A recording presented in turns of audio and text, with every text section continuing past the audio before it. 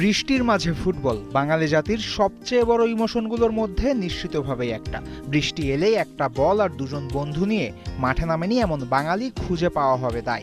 অবশ্য বিকেএসপির এই ফুটবল শুধুই মজার জন্য খেলা না, বরং গোল ও ছক্কার ফুলঝুরি প্রোগ্রামের চূড়ান্ত রাউন্ডের। সারা দেশে চলা ট্যালেন্ট হান্ট প্রোগ্রামের ফাইনাল ছিল শনিবার। ঝুম বৃষ্টিও আটকাতে পারেনি তা, এমনকি বৃষ্টির ভেতর ক্রিকেটও চলেছে। সেখানে সেরা 6 হিটাররা মেরেছে 83 মিটারের চেয়েও বড় ছক্কা। নিশ্চিতভাবেই এমন বৃষ্টিতে বাসায় কাঁথামুড়ি দিয়ে ঘুমাতে আরাম লাগবে, কিন্তু খেলোয়াড়রা যখন মাঠে তখন একজন যোগ্য সংগঠকের বাসায় বসে থাকা কি সাজে? তুমুল বৃষ্টি উপেক্ষা করে বাফুফে সভাপতি তাবিথ আওয়াল পৌঁছেছেন সাভারের বিকেএসপি।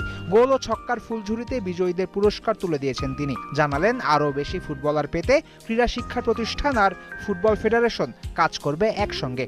আমরা সবসময় গর্বিত যে বিকেএসপি থেকে এর আগেও অনেকগুলি ফুটবল প্লেয়াররা ক্লাব এবং ন্যাশনাল টিমে উঠে এসেছিল। অ্যান্ড আমরা বিশ্বাস করি যে আমাদের ভবিষ্যতে যখন আমরা কোলাবোরেটিভভাবে আমরা কাজ করব, খালি বিকেএসপি না, BKSP, Bangladesh football federation, Bangladesh আর্মির স্পোর্টস ডিভিশন, ক্যাডেট কলেজ যারা অনেক অ্যাথলিটদেরকে তৈরি করে, এবং অনেক লোকাল একাডেমিজে তৈরি হয়ে গেছে। এই কোলাবোরেটিভ অ্যাপ্রোচে কিন্তু আমরা দেখব ভবিষ্যতে ফুটবলে আরও অনেক ভালো ভালো খ্যাতিমান প্লেয়ার খালি বাংলাদেশের মাটিতে না, ইন্টারন্যাশনাল লিগেও আমরা দেখতে পাবো তারা খেলতে পারছে। চলতি মাসেই এশিয়ান কাপ বাছাইয়ের ম্যাচ খেলতে ভারত আসবে দেশে। সামগ্রিক দিক বিবেচনায় তাবিথ আওয়াল বাফুফে প্রধানের চেয়ারে বসার পর সবচেয়ে বড় দায়িত্ব হতে যাচ্ছে 18 নভেম্বরের ম্যাচ আয়োজন। জাতীয় দল পাঠানোর আগে ভারত ইতোমধ্যেই পাঠিয়েছে প্রতিনিধি দল। এসবের কি আসলেই ছিল কোনো প্রয়োজন? বাংলাদেশে ভারতের প্লেয়াররা বাংলাদেশের মাটিতে পৌঁছাবে, সেই তাৎক্ষণিক যাতে ওনারা আমার দায়িত্ব হয়ে যাবে। তো বাংলাদেশ ফুটবল ফেডারেশন থেকে আমরা ওনাদের যতটুকু রুলস রেগুলেশন এবং ভিজিটার হিসাবে দায়িত্ব পালন করা, আমরা সর্বদা দায়িত্ব পালন করব। সেটা ইনক্লুড করে সিকিউরিটি, ওদের থাকা যাওয়ার অবস্থান এবং ওদের যেন প্র্যাকটিস মাঠ পায় সেটাও নিশ্চিত করা। বাংলায় প্রবাদ আছে, যার মনে যা প্রকাশ পায় তা। দাদাদের দেশে বাংলাদেশ যখন গিয়েছিল হামজাদের অভিজ্ঞতা ছিল তেতো। সেটা ফেরত পাওয়ার ভয়েই কি ভারত ভীত?